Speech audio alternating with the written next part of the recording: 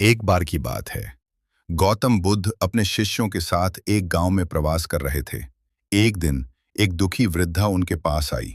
उसकी आंखों में आंसू थे। उसने कहा, भंते, सबसे ज्यादा चोट तो अपनों से ही मिलती है। जो हमारे होते हैं वही बार बार दुख देते हैं, क्यों? बुद्ध कुछ देर शांत रहे। फिर उन्होंने एक शिष्य से कहा, एक पत्थर लाओ। शिष्य पत्थर ले आया। बुद्ध ने वृद्धा से कहा, इसे अपने सीने से लगाओ और चलो।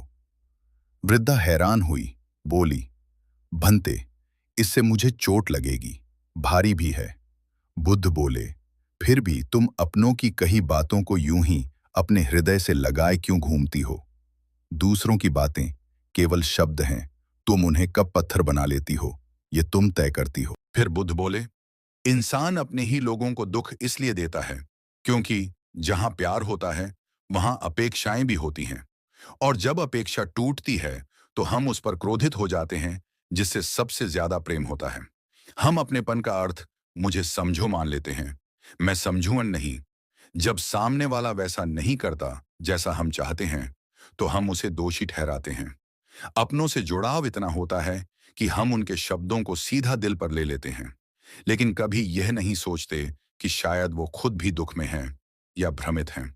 बुद्ध ने एक सुंदर सूत्र दिया, क्रोध अपनों की नासमझी से नहीं, हमारी अपेक्षाओं से जन्म लेता है। यदि तुम अपनों से प्रेम करते हो तो उनकी बातों में छिपे दर्द को सुनो, ना कि केवल उनके शब्दों को। एक और शिष्य ने पूछा, तो क्या हमें अपनों से कोई अपेक्षा नहीं करनी चाहिए? बुद्ध मुस्कुराए और बोले, प्रेम वो है जिसमें देने की खुशी हो, ना कि पाने की गिनती। जो अपने हैं उन्हें समझो, वे अगर दुख दे रहे हैं तो शायद वो खुद भीतर से टूटे हुए हैं। सीख, इंसान अपने ही लोगों को दुख इसलिए देता है क्योंकि वो जानता है तुम समझोगे। इसलिए अगर कोई अपना दुख दे तो जवाब में तुम प्रेम दे दो, ताकि उस चक्र को वहीं तोड़ा जा सके।